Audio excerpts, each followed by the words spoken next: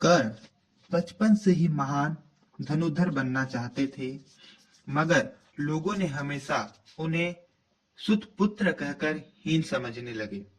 द्रोणाचार्य ने भी उनकी जाति के कारण उन्हें शिष्य बनाने से मना कर दिया।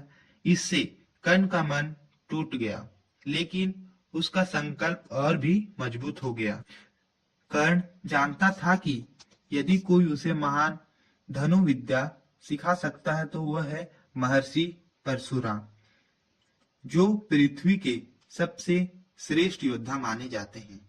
मगर परशुराम केवल ब्राह्मणों को ही शिक्षा देते थे, क्षत्रिय को नहीं। कर्ण दुविधा में पड़ गया।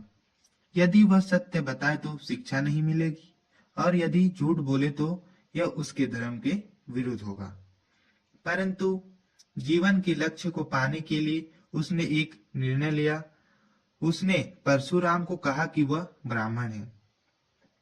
परशुराम ने उसे अपना शिष्य स्वीकार कर लिया। दिन बीतते गए।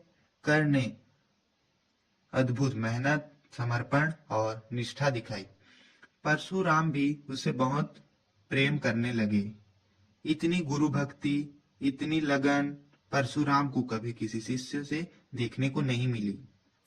एक दोपहर परशुराम कर्ण की जंघा पर सिर रखकर विश्राम कर रहे थे। वन में शांति थी। अचानक एक विषैले कीट कर्ण की जंघा में घुस गए।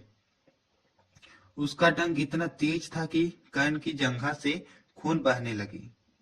दर्द असहनीय था, पर कर्ण ने हिलना डुलना आह तक नहीं भरी।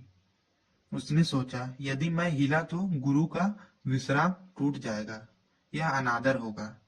कर्ण चुपचाप स्थिर बैठा रहा। रक्त बहते रहा, दर्द बढ़ता रहा। कुछ देर बाद परशुराम की नींद खुली। उन्होंने देखा कर्ण की जंघा खून से भरी है, पर वह शांत बैठा है।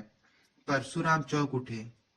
उन्होंने गंभीर स्वर से कहा, कर्ण, इतना भयानक पीड़ा सहकर भी तुम मौन कैसे रहे?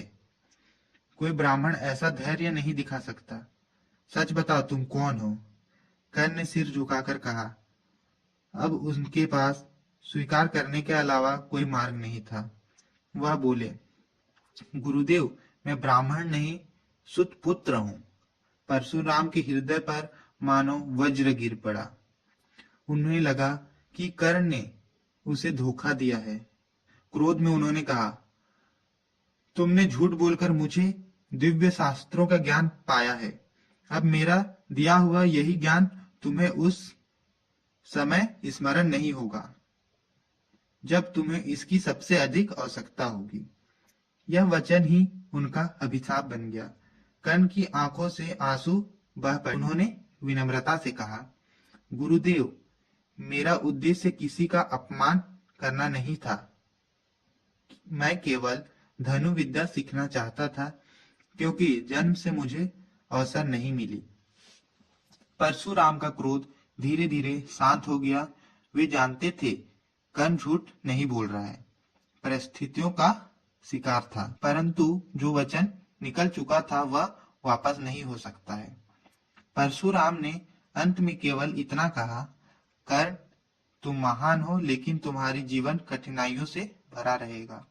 और यही हुआ। महाभारत के युद्ध में जब कर्ण अर्जुन से युद्ध करने लगे, तब परशुराम का दिया हुआ अभिशाप सच हो गया। सबसे आवश्यक समय पर ब्रह्मास्त्र का मंत्र वह भूल गए। कर्ण ने अपने भाग्य को स्वीकार किया, पर उनकी मेहनत को आज भी लोग याद रखते हैं। एक ऐसा योद्धा जिसने जीवन भर संघर्ष किया, मगर कभी धर्म और सम्मान से पीछे